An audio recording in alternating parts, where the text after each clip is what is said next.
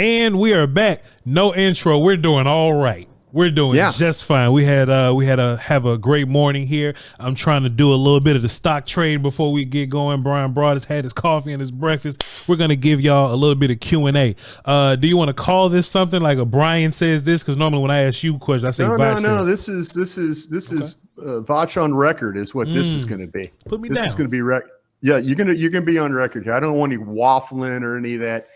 You know, in Louisiana, we call it crawfishing. Crawfish swim backwards. Mm-hmm. Don't need any crawfishing, on that. Yeah. Right off the jump, my friend. Let's do it. This player has the most pressure on him this season. Man, this player has the most pressure on him this season. I can pick any player, or is it like multiple choice? Any player you want to pick. I'm going to let you open this thing up. I'm not going to limit you to any. I'm going to fire a question at you. Sure. And you're going to give me an answer. This player's got the most pressure on him this season. The easy answer would be 4, right? Like that's the easy answer. That's the cookie cutter stuff, and it's funny because when a lot of people speak on 4, they speak on them in a bad way, right? But it's like they're continuing to put more expectations on him, right? Because if he was really a bad quarterback, we would talk about 4 like we talk about, I don't know, like Baker Mayfield or something, right? But now we're going, so what if you finish second in the MVP? You got to finish first now. Oh, so what if you finish first now? You got to go win a playoff game and win a Super Bowl and all this kind of stuff. So I do think 4 has some weird expectations on him, but that's not my real answer. 4 is just the whole cookie cutter, whatever. Sure. That would be the answer that somebody who's really, that would be just, okay, we're going to give that answer as, oh, this is just a standard one we can go to. Mm-hmm. That no one really can ever explain. I think you did a really good job of explaining expectations about that guy. But to me, that's not the real answer. No, it's not the real answer. I think 11 has even bigger expectations than him, because even if someone like breaks this thing down and look at the talent and what, we don't look at Dak Prescott as like this blue chip talent. He wasn't a first round pick type talent. He's not a Pat Mahomes. He's not a Josh Allen type quarterback talent. Micah Parsons is a TJ Watt talent.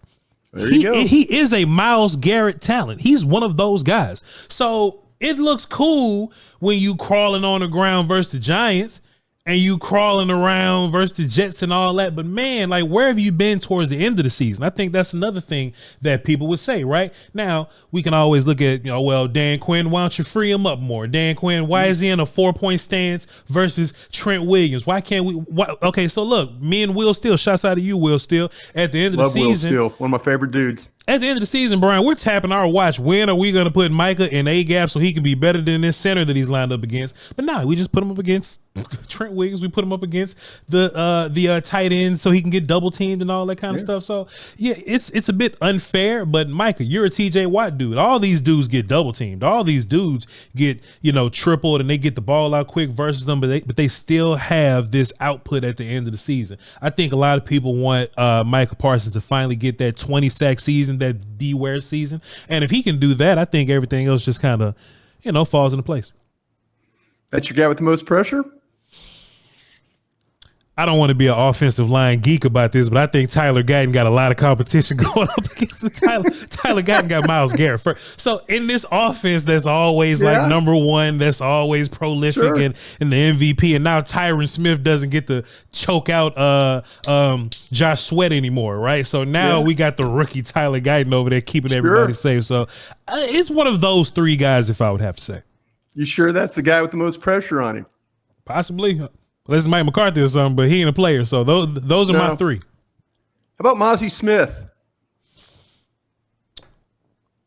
Mazi Smith got a lot of pressure on him for sure because he's a first-round pick, but I don't think a lot of people are looking at him the same way because they don't expect much of Mazi, right? Oh, man, you don't think people expect anything of Mazi Smith? No, because I think people hate him already. I think people already dislike Mazi in a way that, You name 3 guys everybody hates already, too. Well, Cowboy fans hate their good players. They hate their own players. Don't you be a fan of another team and hate these players? Yeah. This reminds me of working in Green Bay. Mm-hmm. Like, Green Bay Packer people used to tell me, like, listen, we can hate our guys, but if you're a Chicago Bear fan or Detroit Lions fan, Minnesota, you're not hating our players. We can hate our guys. You can't hate our players. But Brian, I think Mazi Smith has a ton of pressure on him. Sure. I think and the guys you named, seriously, and you gave great answers. Mm-hmm. But I think that Mazi Smith, there is expectations on him of, man, we don't have a one technique right now. That's fair. We drafted you to be a 327-pound run stopper. And I was watching him work with Britt Brown. He's got a funny body type, by the way. When I saw him like in person, you're kind of like, okay, you feel like he's putting weight on. He doesn't look like a 292 guy anymore. Mm-hmm. But he was working with Britt Brown on the cords. And all I could think about Voch when he was working was, dude, please live up to this. Please, for your own sake, live up to this. Live up to the expectations that when Will McClay stood in that draft room and said, hey, this is our guy. I think there's a ton of pressure from not only himself, but I think there's a lot of pressure. Maybe the fans, like you said, have quit on him. Sure. I think the front office and coaching staff, there's a lot of pressure to get him ready to play, and get him to a level where he's not just a footnote. He's not a Taco Charlton or any one of the other draft picks you've had that have just gone by the wayside here. Sure. In my mind, and look, fantastic answer, by the way, because if Hankins was here, I would feel much better. That even though you don't believe it. No, I would feel much better about Mazi if Hankins was here. But now Hankins has to be a guy, right? That's what I'm saying, man. I don't think that's what I'm saying. I don't feel like there's a safety net for Mazi Smith anymore. Sure. And I guess you're right. I mean, you're right about this. If he fails, people just say, man, I've told you. Yeah. Told you that, that's. But they don't need him to fail. Mm-hmm. They don't need any of these players to fail, but especially him. And I think that's where this pressure is right now. And it hasn't started off great with him being on the cords with Britt Brown while everybody else is on the practice field. Do you think the Cowboys' mindset about Mazi is, hey, man, out of 11 guys, he's our 10th best run defender. Maybe we can hide him in there. We'll put Nealon around him, Osa's around him, Lawrence is around him, Micah and these other linebackers that get down here. Look, it sucks to me too, because if you get a one tech, everything else is better. I've never seen a team hide a one tech successfully. But do you just think that that's the Cowboys' train of thought? Oh, Jordan Lewis and Deron Bland are going to come up and tackle. We got safeties there, but we got 10 out of 11 people that are good versus the run. Let's just hide Mazi and just see how that works. Because is him and Carl Davis. It's him and Carl Davis. It's him and Carl Davis right now. Carl Lewis. If it was Carl Lewis, I'd be impressed. Carl Lewis run fast, yeah. But run real fast. I saw him run real fast at the indoor meet one time in Baton Rouge. Yeah. The thing with, I think you got a point there. The thing that what's so disappointing, Voch, is it took forever to draft a one technique in the first round. And I know that he was a late one, so it's really like he was a 2 on the board with the grades and all that stuff. But it took forever. It took when are they going to draft a one? When are they going to, and the fans were just, the fans were standing there just demanding this. And they finally get a one technique, and now we're talking about him as being the 10th best run defender. Potentially, can we hide him? Can we? Sure. Man, I'm throwing up right now the way you're talking. Mm-hmm. I'm throwing up. That's what it sounds like if you drafted. That's Awesome Richards to me. Sure. You're drafting a guy like, well, maybe he can. You drafted Mazi Smith to go out there and play really good run defense and help you win football games. And right now, he seems the furthest thing from that. But I think there's pressure on him to somehow pull this thing together. Yeah, the pressure on Dak is there. Dak's faced the pressure before. Hell, Dak's one of the best quarterbacks in the league when it comes to pressure, if you want to make a little funny joke on the side. But, Lamb, there's pressure on guys. But to me, Mazi Smith has the most pressure on him right now. One more thing. Just because I need him to not be the 10th best run defender and have to hide. I don't need him to be that guy. If a year 2 Quinn Bohanna, pardon me, this is like his third year, right? So if a year 3 Quinn Bohanna was here and a year 2 John Ridgeway was here, how do you order those guys? Bohanna, Ridgeway, Mazi. Because if we really have a lack of faith in Mazi, even when Bohanna was here, I've been at camp before and going, boy, look at Bohanna coming out of that stance.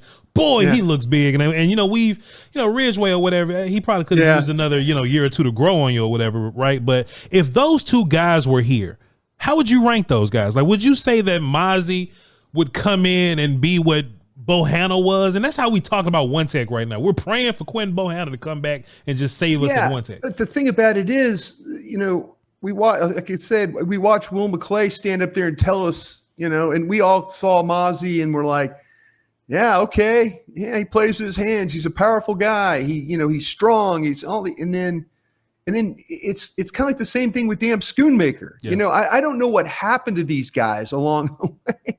I watched them play high quality football, and then now I'm just hoping. But if you had to rank them, man, I thought Bohanna. I remember watching Jamin Davis at Kentucky. I think you did the same thing. The linebacker that plays for the Commanders. I think he still plays for the Commanders. I believe he does. Sure.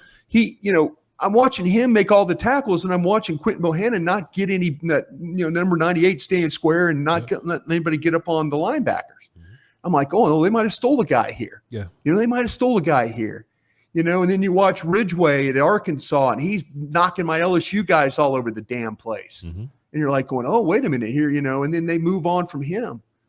This team has struggled in that spot, and they tried. They really tried this thing with Mazi Smith. Yeah. And that's why I bring him up, because they need Mazi Smith not to be last year's Mazi Smith. Yep. They need him to show that, okay, he made it like Tolbert. Tolbert made a little bit of a jump for us. I just need that little bit. But I think there's a ton of pressure on the front office, and I think there's a ton of pressure on Mazi Smith to have some success. But the answers you gave, I thought, were very good too, because you look at Parsons and the expectations and what, and Dak's always going to face that scrutiny of the fan base, and where it is. So anyway, all right, Bosch, give me a player you're thinking about that nobody else is talking about. You're like keeping an eye on, like, okay, I'm keeping an eye on this guy, but nobody's really talking about him very much. Broaddus is he's at the OTAs. I haven't heard him talk about him on Love of the Star. We're not. Who's a guy that you're keeping an eye on that no one else is really looking at right now? What if Eric Scott ends up really good though? Like your lips to God's ears. There was a bunch of hubbub about him his rookie year in camp. They was like, "Whoo, Eric Scott, hey, Eric Scott." Yeah. And if you watch his Southern Miss tape to the top, if you watch his Southern Miss tape, you see him get hands on the football. You see him be the best defender on that whole field. Everybody out there, right? So now he, gets to the Cowboys, and of course, there are superstars at corner for the Cowboys. So he's not going to start this year. But it's just this one thing I always say, Bryan. It's something about an off season that just makes somebody come back a whole different person. High school ball, college ball, pro ball, whatever you want to do. Something about an off season, just magically something happens. Dudes come back, whether they get confident, they get a new body, they work out, they just see a system another time. Like, oh, I'm a rookie here at training camp. Maybe I'm a little nervous here. I'm Eric Scott now. I've been around these guys the entire year. If Eric Scott can bring another body to their cornerback room, because in real life, Bryan Broaddus, we would have loved for boss man. His name is Kelvin. We would love for Kelvin to have been good. Nashawn Wright was a third round pick that was being vouched by Dan, and we would love for our third round pick in Nashawn Wright to have paid off. He actually had a good practice the other day for you, though. They tried to throw it vertical on him twice, and he was up to the task both times. It's the first time I've seen something from Wright in a long time. But go ahead, sir. I'm sorry, I didn't mean to interrupt you. No, please, because we need anything from Nashawn Wright, because he does that at least once or twice every camp. We need that 7, 8, 9 more times. Yeah. But if Eric Scott's hype means anything, if he lives up to what people have said about him, if you go to the Wanye Thomas podcast that was on Brock Hoffman's podcast, Wanye was like, hey, there's a couple young guys y'all need to look out for. He said Eric Scott first. You know what I mean? Eric Scott's good. He can play. So if Eric Scott can play, Bryan Broaddus, he ain't got to be an all-pro guy. It'll be nice. But if he can play, Now you have flexibility with what you can do in case Jordan Lewis looks like an old man one day, or if he goes down for a couple of weeks, or you know that Deron Bland, hey, we'll love to have an all-pro outside corner, but man, he's even better when he's in the slot. So I think if you have an additional outside corner, and look, the Cowboys would love this also because they don't want to give Gilly any money, right? If Nahshon turns into a dude that can complement the rest of the room, I think that'll be a big win for him.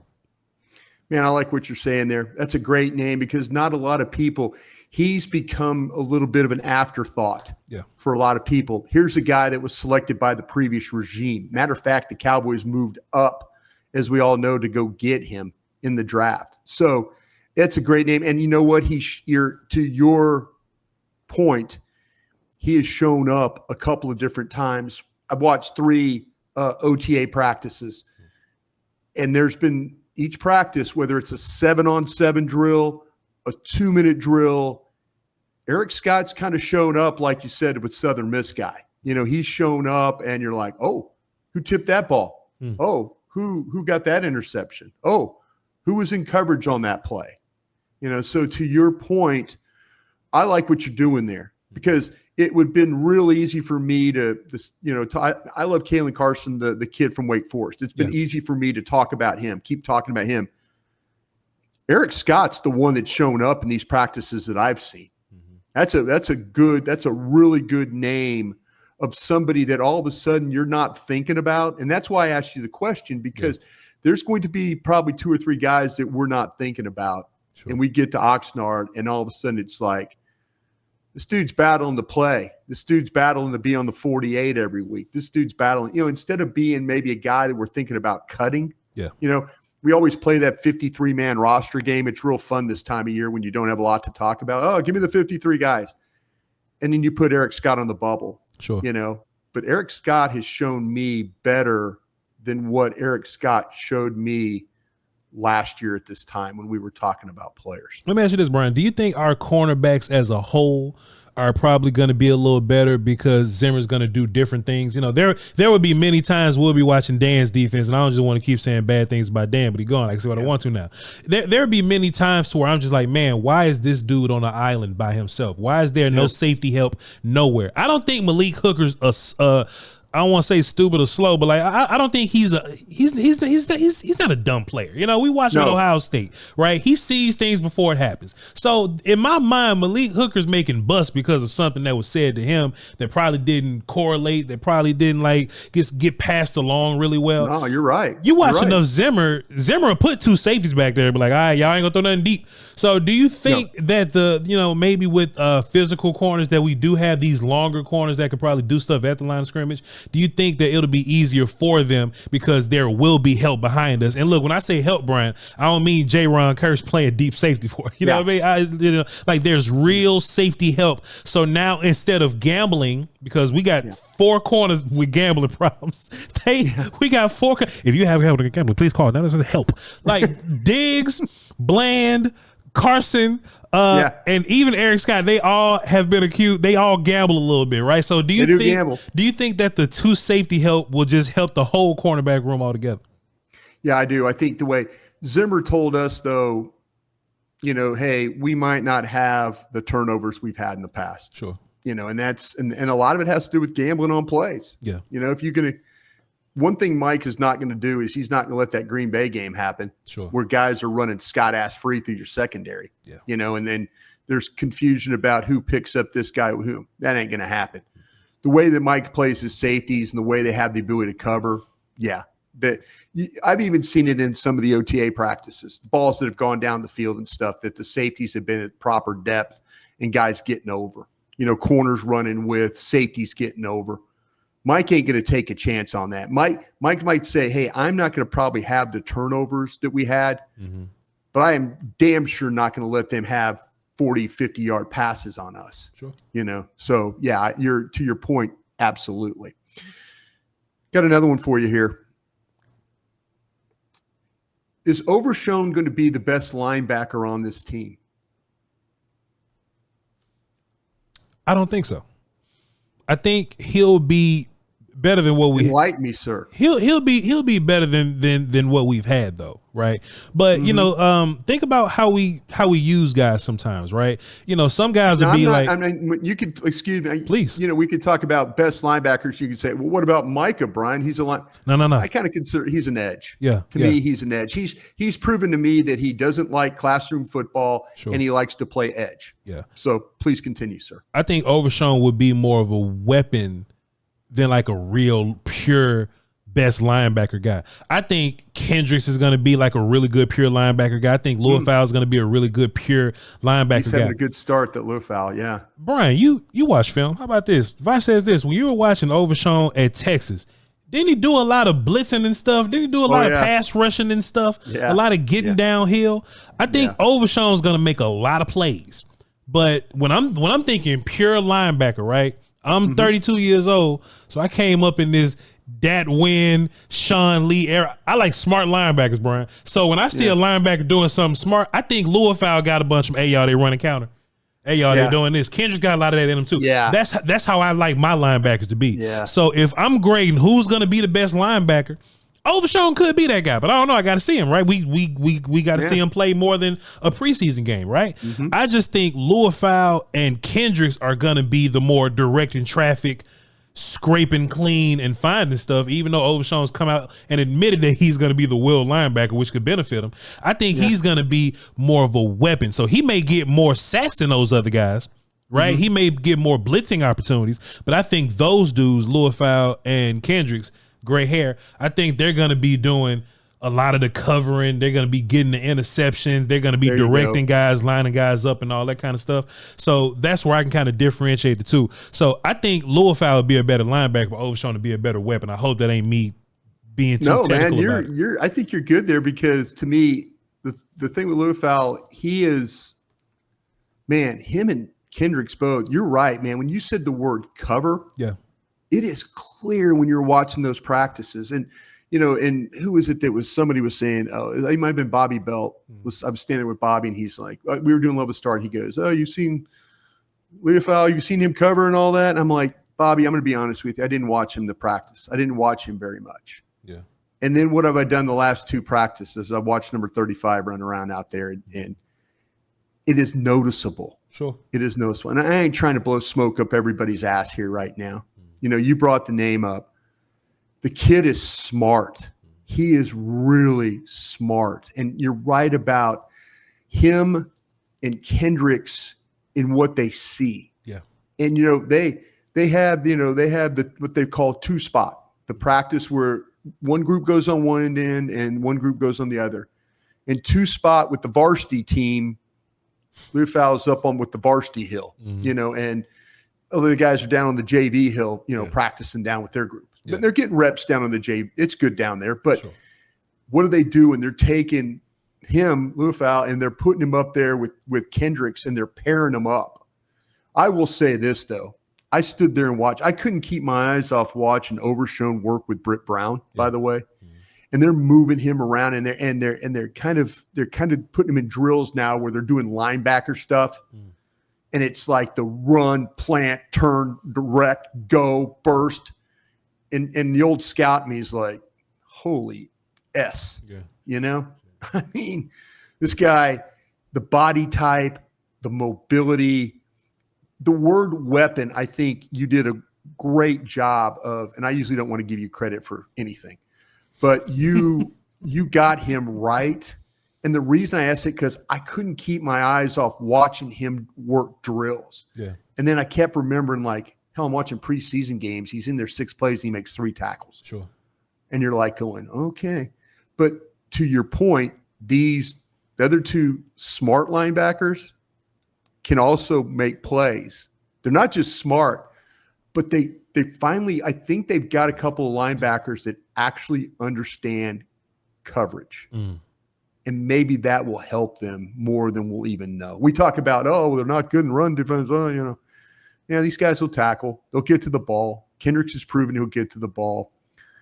But maybe in coverage, when teams drop back and start to throw the ball, and these guys are tipping balls and getting and throwing lanes and stuff like that, yeah, Yeah, they might be a little bit different. What do you think helps the linebackers more this year, the front four pass rushing or the front four being a sound run group? Because we were talking about Mazi and all the pressures on him.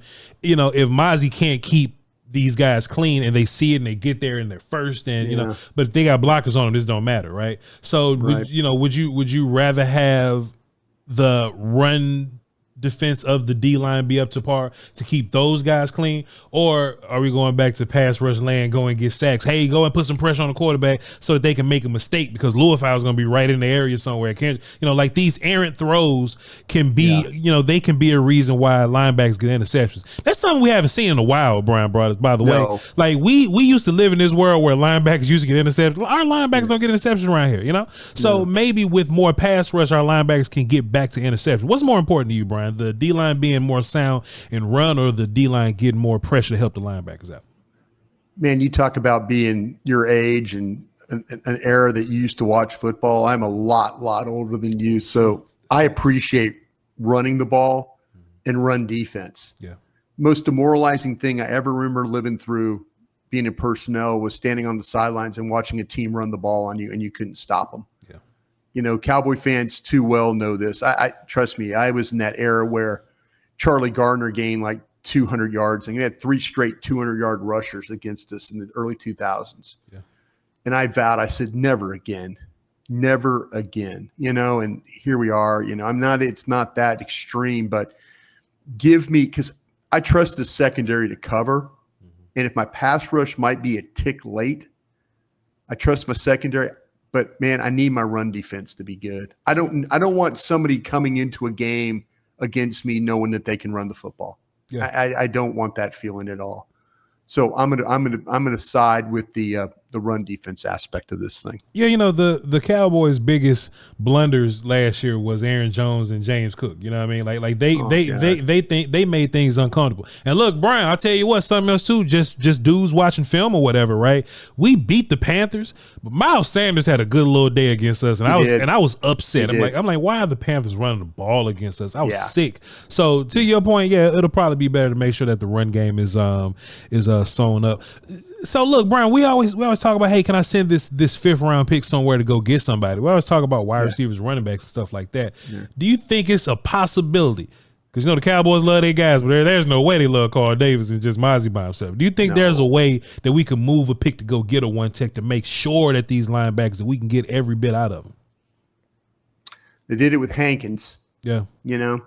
And I was kind of earmarking my 5th round pick on maybe having to go get a running back, because a question I would ask you is, do you think the starting running back is on this team?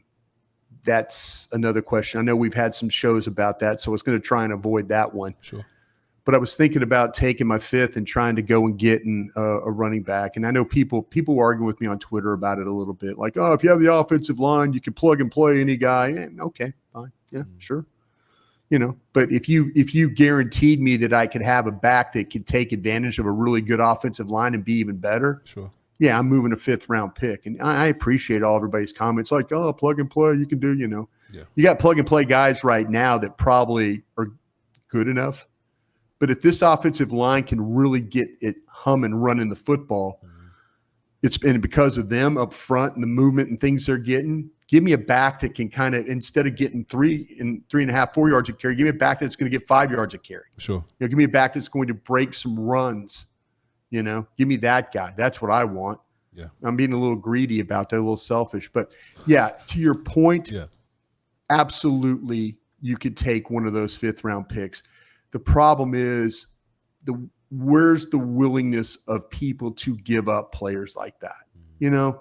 And maybe it's going to cost you a little bit more, but that would be an admission of that would be waving the white flag is what that would be, because that's saying that Mazi Smith can't play. Yeah. Yeah. And they know, we all know. I mean, it doesn't take us here on the show telling you that Carl Davis is Carl Davis. Yeah. Carl Davis is not going to move the needle for you on the defensive line. I mean, the opportunities he got last year, Carl Davis does nothing for you. Yep. So yeah, I don't know if they'd wave the white flag that way, But to your point, if you had to, you have to be ready to go do that for sure. Well, we'll see. We got a long camp, but just Mazi's recovering right now, so I guess Carl's that's the problem. If you had the understanding of where Mazi was, I mean, if you knew that Mazi was like, okay, he's healthy, he's getting help off the field with all of the things he's dealing with, all these things are going in a positive way, you would feel a lot better about the situation. There might be more unknown about Mazi Smith now than when he started his rookie year, which sucks. Yeah. That absolutely sucks. Yeah. I got another one for you if you want it. Please. What if I told you that Jalen Brooks is going to be the third receiver on this team? Man, I'd be upset with Jalen Tolbert. But, these top-tier quarterbacks, I'm very pro-Dak. I love Ford. I'm not one of these people that's going to just poo-poo on him. You gave a good speech about him early to start this show. Yeah. He's one of those guys that can elevate wide receivers that probably wouldn't be good otherwise. Like Cedric Wilson is a cool receiver, but he could be a name that we know because of Dak Prescott, right? Dalton Schultz and Noah Brown are doing well with their superstar quarterback, but if those dudes played with Baker Mayfield, it wouldn't be as good.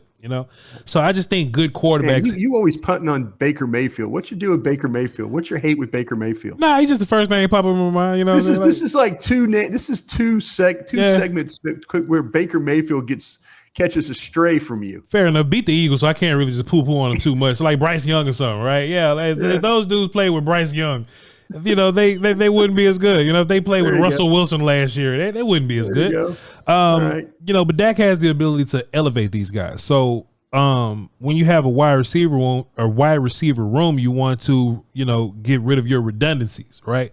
So what does Jalen Brooks do that's different from Jalen Tolbert?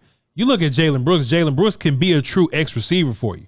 You know what I mean? Jalen Tolbert's more of a move me around. He'll probably do a lot of slot work, flanker work, and all that. But if Michael Gallup is gone, he's gone, and there's this clear hole at X receiver. Tolbert could be a better receiver than Brooks, but I'm not looking at Tolbert like a true X receiver. He's a move around guy. Mm-hmm. Brooks is a true X guy, Mm-hmm. So it wouldn't shock me at all. Cause look, I live in a world. Look, you say you've been doing this since the 30s. I live in a world where Dennis Houston was your starting X receiver versus the Buccaneers 5 years ago. I was there, Yeah. So if Jalen Brooks is in the right spot at the right time and Dak loves him, he's looking like one of your only X receivers on this roster. Who's another just pure X guy? If Jalen Brooks comes out and competes and he's better than all those other guys, I can see him being that guy. Now, does that take away from the fact that CeeDee Lamb's getting 18 targets, Ferguson's getting 10, Cooks is getting 5? That's not taking away from that. But just as a dude, as your third wide receiver that's lining up in your X spot, I wouldn't be surprised if it's Brooks, because he does that better than Tolbert. You know what? I think the thing about it is, where's your level of happiness with Tolbert right now? Where's your level of, hey, I'm cool. I mean, hey, it's going to be better. Or is it, man, he's starting to fall into that category of Andy Jones. I've been waiting kind of guy. Yeah. Where are you on? No, Broaddus, no. Hey, back up. You got him all wrong. No. Or you to that, what? I need to see it. Yeah. I need to see it. I saw a few plays where I was like, all right, good. Yeah. But I didn't see that nearly enough for the type of player that I believe that he was going to be coming out of South Alabama. I've coached and played football, Bryan. So I'm not the person that looks at the rookie dudes or the year 2 dudes and just expect production from them. I'm not that guy, right? Yeah. I would love to see what your 3rd and 4th year look like. But just, for example, the Ravens got Justin Madubuike, Texas A&M, right? Mm-hmm. He's just now getting his money in his 9th year in the league, So I like to see players develop into who they really are. Year 3, year 4, that's who you really are, right? And then by the time I see that, then I can really make an assessment. I can't look at Jalen Tolbert and be like, all right, I'm disappointed in Jalen Tolbert. He's way too young to even know who he is right now. And he was a rookie and he was thrown into this situation that wasn't beneficial to him. In the Green Bay game, he lined up at damn safety. He didn't know what a line of scrimmage was. It's just he's just not ready. But there's another side of me, Bryan, as draft guy. When I was watching wide receivers this year, man, it was about 15 dudes that I would take over Jalen Tolbert in this draft. Yeah, I think we did a show. One of the first shows we did, we went through all those wide receivers. Sure. And I bet you we talked about 20 guys. Yep. You know? Yeah. Yep. I think you're right about that. So if anything, I'm looking to see, all right, Dak, you got some magic. Let's see if you can elevate this guy to make him at least, and he's a 3rd round pick. And listen how I'm talking about him as a 3rd round pick. Hey, if he can be Cedric Wilson, man, we're good. You know, he get 40 catches a year for 400 some yards, 300 some yards. He works in and out of the form. He comes off the field when the tight ends go on. I don't want to talk about him like that. I would love for Jalen Tolbert to be South Alabama Jalen Tolbert, but he's not that. Right. He's just Cowboy Jalen Tolbert right now. Yeah. So I think this is a huge camp for him. A huge camp for him, because in the playoff game last year, when CD wasn't getting it done and nobody else was getting it done, Michael Gallup showed up and was like, all right, I'll do it. Yeah. And Gallup wasn't good last year, and Jalen Tolbert couldn't beat Michael Gallup last year. That's what bothered me a little bit too. Yeah, so it's a little tough. Just like Austin Richards couldn't beat Chuma Adoga, you know what I mean? Like there's another one. So I can learn a lot about you. I don't watch practices every day, but I can learn a lot about a player, about who they can't beat. When we line up on the game day roster, who's inactive and who's not getting reps. And Jalen Tolbert couldn't get reps over Gallup, so it's disheartening for sure. Peyton Hendershot's in trouble on this roster. Hell yeah. What you mean, Brian? Hell yeah. We just had this conversation about eliminating redundancies, right? And we also had this conversation about people just doing the job better than you. And, you know, Hendershot got hurt. He's been hurt guy. When guys get hurt, you have opportunities to do something with it, right? Right. So Hendershot got hurt. Schoonmaker had his opportunity. Schoonmaker ain't do nothing with it. Hendershot came back. He didn't do nothing with the opportunity that Schoonmaker just gave him. Stephen Jones sat in front of everybody, and he could have talked about kids that got drafted. He could have talked about kids that actually played and started for you. He said, hey, man, John Stevens would have made his team. John Stevens would have made his team, man. And we like, damn, Stevens just gave us that one. Brevin Spanford is not playing with you. Because on tape, he seems to be a better blocker. He seems to be a better catch radius guy. So if you're Peyton Hendershot, you have to reduce the redundancy, right? Yeah. Okay, well, can I be do you want Peyton Hendershot attached to Tyler Guyton's help to be the block guy? Nah, man, I got better block guys than you. Schoonmaker's a better block guy than Hendershot. Ferguson, probably everybody but John Stevens is a better block guy than Hendershot. Okay, cool, Hendershot. Let's create this opportunity to reduce redundancies. Why don't you go over there and line up at slot? Are you the best dude lining up at slot? Nah, because John Stevens would have made the team. You'd have got cut last year. Stephen Jones just told us that. Yeah. John Stevens is going to be your receivery red zone threat. Lunda Wells said that. Oh man, he's 6'7", 6'8", or something like that. We put on some weight on him. He's a good looking kid. I was watching him right in front of me, right? Him and Overshown work, and I'm like going, gosh, dang, these are good looking kids. So I know Peyton Hendershot has his fan base, Brian Broaddus, but if you look up the game logs on him, he's probably caught 17 passes in 3 years. He ain't done nothing for you. So I think there are better dudes than him. And in this attempt to get rid of the redundancies, I think at these small particular tight end jobs, there are dudes that do better than him at these small tight end jobs. If Cooper Rush beats out Trey Lance for the second quarterback job, was that a failed trade by Jerry Jones? Yeah, man, it's a failed trade right now. Because everybody else is in that class that didn't work out for you. They went for 6th and 7th round picks. Zach Wilson was cheap.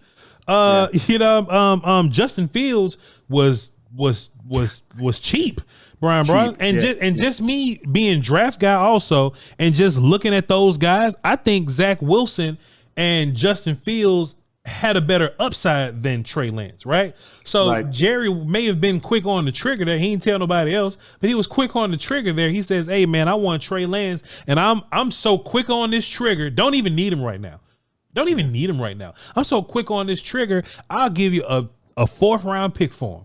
You could have got Mitch Trubisky for free. You could have got him free. You could have got Zach Wilson for a 7th round pick. You could have got Justin Fields. We were waiting for Justin Fields to go. Who's gonna get? We know they're getting Caleb Williams. You could have got Justin Fields for an 8th round pick, Bryan Broaddus. So I already think that the Trey Lance experiment is a bit nonsense, unless he, caveat Bryan, unless he becomes Jordan Love.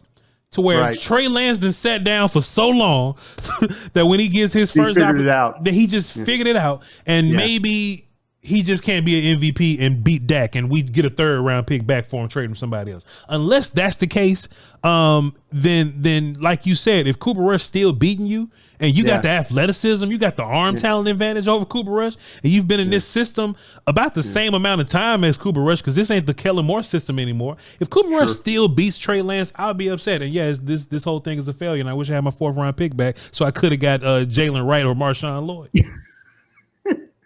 You know, it's funny you say that, because the thing with Trey Lance, if, you know, we went back, the first question I asked you, pressure on somebody. Trey Lance might have a lot of pressure on him, you know, and I talked about Mazi Smith, but the more you think about Trey Lance, his training camp and preseason work could determine whether, you know, Dallas might have already made their decision on Dak. Who knows? You know, we don't know that. But if they move on from Dak and Trey Lance doesn't show anything this summer, and we're having these shows going into September, and we're talking about the final 53, and Trey Lance has really not done anything, we're going to potentially be talking about drafting a quarterback in the 2025 draft. And maybe high, maybe high. So, who knows? Trey has the ability. Like, he has the raw talent, and look, nobody knows what they're doing when they're talking about quarterbacks. Even the quarterback experts have no clue of who's going to be great now. Dak is a 4th round pick, better than everybody in his class right now. But and that's a name that I'm always likening Trey to is Jordan Love. Like, Jordan Love had to sit down for a long time. Aaron Rodgers was there. The MVP over there was there. Aaron Rodgers was there. So. And that's what I just said a little bit ago, man. We don't know who you are until your third or 4th year. Like, Jordan Love is in a contract situation. He's just not playing. It worked out for him. The system is good. The quarterback, the coach is an offensive mind, so all that helps. But you would just hope that Mike McCarthy's quarterback school and Mike McCarthy's prowess with quarterbacks just rub off on Lance. But I don't think this is a situation where Lance is ever going to be like new Dak. I just think the Cowboys just going to find the money and just pay Dak, because I think a quarterback's prime is right where Dak is right now. I think, Pat Mahomes kind of makes it weird for everybody because he's amazing and all these other guys, but quarterbacks in your day, they really didn't get good till they was 30. That's true. Tom Brady, Roethlisberger, you look at Breeze, all those guys, they won rings, but they turned into demons when they was 30. Peyton Manning was a guy that's in that same mold as Dak, where people say, hey man, he great in the regular season, but he chokes here. Peyton turns 30 and he looks like a different dude. Peyton goes to the Broncos and breaks all the records. So I think quarterback works differently than everybody else, to where, all right, Dak is in his prime now. You'd be a fool. I don't care how much the money is. If you just pay him now, then somebody else will get paid more than him. Dak is going into his prime right now. If Dak was 38 years old, I'd be like, all right, man, Trey Lance, let's see, man. You might have 1 or 2 years to wait. We'll put you right in there. But man, Dak's my age. Dak's 30. Dak's 31, 32 years old, man. He's playing his best football right now. And I think it'll be foolish to roll some dice and bank on Trey Lance beating Dak when he's competing with Cooper Rush. Would that be the biggest mistake that this front office would make in your eyes? And you've been a fan and now covering this team the way you do. Would in your history of getting rid of guys, DeMarcus Wares and TOs and everybody that they just moved on from, would this be the biggest mistake in the Jerry Jones administration? And they've missed some draft picks too. But would this be the biggest mistake in your eyes? There's owners and GMs that'll push their wife off a bridge to have a Dak Prescott on their team, Bryan Broaddus. Sure. And it ain't like the Cowboys are just savants at drafting quarterback. They luck up. Romo was undrafted. Hey, we'll get him, and he turns into a dude. Dak Prescott was a 4th round. Hey, this Prescott kid fell.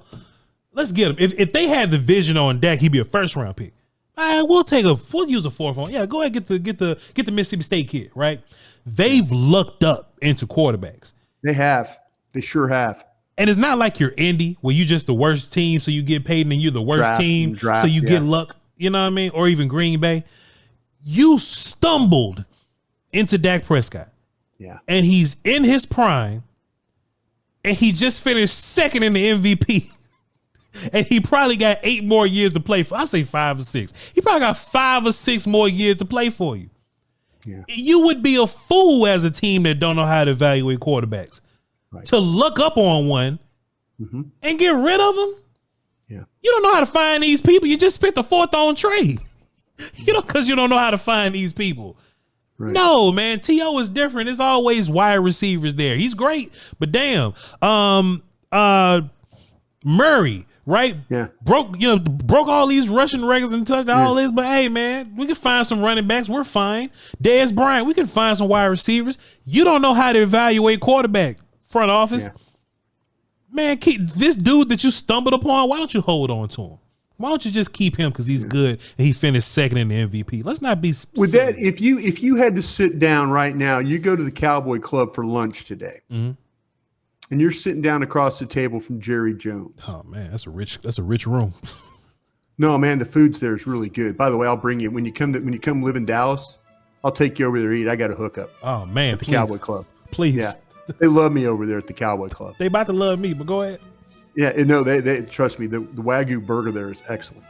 The thing, if you were sitting across the table from Jerry Jones having lunch right now, would that be the passionate speech that you would give him about his quarterback? That's exactly what I say to him. Or would you say something different? No, that's exactly what I say to him. You know, I mean, Jerry's not going to get mad at you. Sure. He might argue with you. Please. And he might say, "Oh no, boss, you're wrong about." But I want to hear your best spiel. And was that your best spiel for why, right there? Because you don't know how to find a quarterback. Sure, that's my angle. Plus, like, look at teams, and look, Brian, I'm sorry, it's the 4th time I'm gonna say it. Tampa Bay is throwing money at Baker Mayfield because of the quarterback market. I'm sorry, Brian. Just title this one the Baker Mayfield Show. Okay, how about this? Okay, how about this? Seattle's throwing money at Geno Smith. I know what you're talking. Go ahead, bro. You know what I'm saying? Because it's so hard. You're to find. Sitting across from Jerry Jones. You ask him to pass the bread. You take some bread, you butter it, you put it down, and then you go into it. What are you going to do? I'm telling you that quarterback is the hardest position to find in the league. There's not 32 good quarterbacks in the league. There's not 20 good quarterbacks in the league. It may be 12. And everybody else is lucky to get serviceable play. All these teams are in what we call purgatory, right? To where, all right, man, we can win 8 games, but that's not enough to get you a 1st overall pick to get a real dude. Even if you get a 1st overall pick, Brian Broaddus, you're going to go, all right, Trevor Lawrence got to be better than Dak Prescott. Zach Wilson got to be better than Dak Prescott 2nd overall. Trey Lance, your 3rd overall pick, got to be better than Dak Prescott. Mac Jones at 15's got to be better than Dak Prescott. Brian Broaddus, how come all these quarterbacks that get drafted real high, they would get all this faith in all of a sudden? Oh well, we could just go and get a pick and go and get a guy, and they'll be. Look, Chargers fans. They got all that talent over there with Justin Herbert, but they're waiting on him to do something postseason. You can laugh at Dak Prescott postseason all you want to. What are these other guys doing? You got to get a quarterback and build around that dude. If you got a quarterback that can win 12 games 3 years in a row, all right, just keep that guy and just add something to that. Just add something to that. Because there are teams that'll celebrate for 9 wins, Brian. They'll celebrate for 9 wins. If the Carolina Panthers, who just spent the 1st overall pick on quarterback, if the Carolina Panthers get 6 wins this year, they getting drunk tonight. Yeah. And we got a dude that finished 2nd in the MVP. Yeah. And we going, hey man, I don't know, dog. I don't know if he worth I don't know if he worth the highest money in the highest money in the league. I don't know. Yo, three years in a row, 12-5, man. Yo, if we didn't give up 50 points on defense, we may have done something in the playoffs. I don't know. Hey man, yo, Bryan, what they say? 2 things you need to win the playoffs: run game and defense. Boy, right. I would love to.